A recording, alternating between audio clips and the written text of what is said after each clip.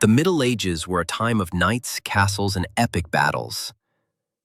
But beneath the surface of chivalry and honor lay a brutal system of justice. If you committed a crime, no matter how small, you faced punishments that were designed to humiliate, hurt, or even end your life in the most public way possible. From public whippings to gruesome executions, let's uncover what really happened to criminals in the Middle Ages. Public humiliation. Throughout the Middle Ages, justice was not only a system of law, but a tool of fear, control, and public spectacle. The punishment of criminals was often designed to humiliate, injure, or even kill the offender in the most visible and memorable ways possible.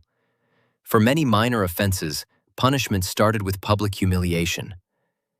One of the most common forms was the pillory or the stocks. Offenders would be locked into wooden frames in the middle of town squares with their hands, feet, or heads immobilized. There, they became the target of ridicule, verbal abuse, and physical assault from passing townsfolk. People threw rotten vegetables, mud, or worse at them. Children and adults alike would jeer and mock. It wasn't just embarrassing. It could be physically painful, and the shame lasted long after the punishment was over. Public whipping. For more serious crimes, the punishments escalated quickly. Public whipping was a standard sentence for thieves, adulterers, and other offenders. The criminal would often be tied to a wooden post in the center of the village. Stripped to the waist, they would endure lashes from a leather whip, their skin breaking under the force of each strike. Blood would stain the ground, and the crowd would gather, both horrified and entertained. The goal was simple: make the punishment so dreadful that no one else would dare commit the same crime. Amputation. Even harsher fates awaited repeat offenders or those guilty of particularly severe crimes. For instance, stealing wasn't just punished with a whipping. In many medieval towns, a convicted thief could face amputation. Losing a hand was seen as both a punishment and a deterrent. The procedure was crude, performed without anesthesia, often with a sword or an axe right there in the public square. The crowd watched as the executioner carried out the sentence, and the criminal's screams echoed through the streets. The loss of a hand marked the person forever as a criminal, making reintegration into society nearly impossible. Medieval prison. For those unfortunate enough to end up in medieval prisons, life became a slow form of torture. Medieval prisons were not designed for long-term confinement, but conditions inside were often worse than death. Cells were dark, damp, and overcrowded. Rats and lice infested the straw bedding. Disease spread quickly, and food was minimal, often provided only by the goodwill of friends or family on the outside. Guards were corrupt, and violence among prisoners was common. Many inmates died before ever facing trial. Hanging.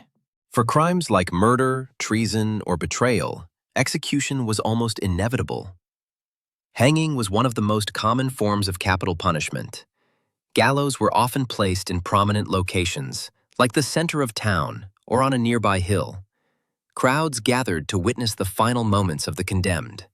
Some hangings were quick if the executioner was skilled, but others resulted in prolonged suffering as the criminals slowly strangled to death. It was a grim spectacle, but one that drew large audiences eager for entertainment and justice. Burning at the stake. For the worst crimes, especially heresy, witchcraft, or crimes against the church, burning at the stake awaited. The condemned would be tied to a wooden post, surrounded by bundles of dry wood. As the fire was lit, flames would engulf the victim. Death could come quickly from smoke inhalation or slowly from the heat. The church often used this method to set an example, making it clear that defying religious authority would lead to fiery consequences. Quartering. Even more brutal was the punishment of quartering. Reserved for the most severe crimes like regicide or high treason, this method involved tying each of the criminal's limbs to a separate horse. At the signal, the horses would be driven in different directions, tearing the body apart.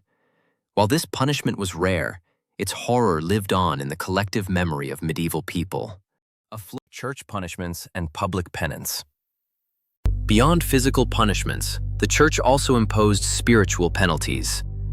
Public penance was a common sentence for moral or religious crimes. Offenders were made to wear sackcloth robes, walk barefoot through the streets, and carry heavy crosses.